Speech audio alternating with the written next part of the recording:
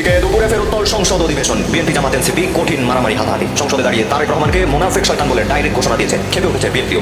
আজকে দুপুরে সংসদ অধিবেশনে আবারও নতুন করে মারামারি লেগেছে বিএনপি এবং জামাত। সরকারি দলের প্রতিমন্ত্রী একজন মহিলাকে ইচ্ছা মতন পিটিয়েছেন জামাতের নেতাকর্মী। আমাদের মাননীয় স্বরাষ্ট্রমন্ত্রী আলহামদুলিল্লাহ উনি সব দিকটা দক্ষ, উনি সব মন্ত্রণালয় কিন্তু পৌঁছে দেন, কিন্তু উনি আইন শৃঙ্খলা রক্ষা করার ক্ষেত্রে আমি মনে করি ব্যর্থ হয়েছে। জামাতের অনেক নেতাকর্মীকে আহত করে হাসপাতালে পাঠানো হয়ে গেছে। সবকিছু মিলিয়ে আজকে সংসদ ভবনে একটা হট্টগোল সৃষ্টি হয়েছে, কঠিন উত্তেজনা সৃষ্টি হয়েছে। বিস্তারিত রয়েছে ভিডিওতে, আপনারা দেখুন।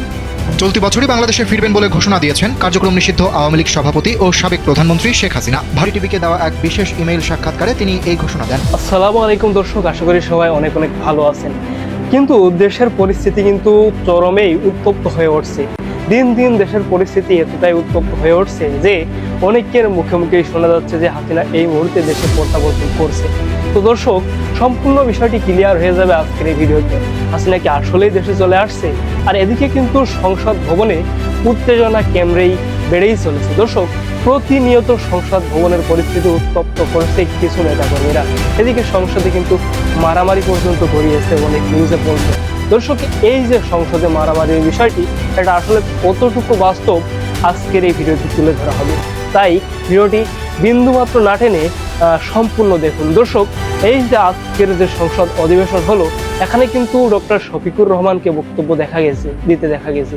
এর আগে কিন্তু হাসনাত আবদুল্লাহ, যিনি কিন্তু জুলাই আন্দোলনের মেন পয়েন্ট ছিলেন, তারা কিন্তু কথা বলেছে। হাসনাত আবদুল্লাহর গর্জনে কিন্তু সংসদ কেঁপে উঠেছে।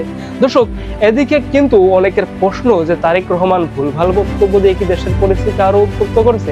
দর্শক, সব মিলিয়ে কিন্তু চরম উত্তেজনা বইছে দেশে। সংসদ ভবনে কিন্তু অনেকে বলছে মারামারি উঠে যাচ্ছে। আসলে কি ঘটনা বাস্তব নাকি অবান্তর মিথ্যা ছড়ানো হচ্ছে? সম্পূর্ণ ভিডিওটি দেখতে আজকের ভিডিওটি না টেনে দেখুন। দর্শক, এই চ্যানেলে কিন্তু সত্যতাই তুলে ধরা হয়, তাই বিন্দুমাত্র দর্শক চিন্তা ভাবনা ছাড়াই ভিডিওটি দেখতে পারেন। দর্শক, দেশের পরিস্থিতি কিন্তু দিন দিন উত্তপ্ত হয়ে যাচ্ছে। আর এখানে লক্ষ্যমান প্রতীয়মান যে ইদানিং কিন্তু ফজলুর রহমান কিন্তু আওয়ামী লীগের পক্ষে কথা বলছে।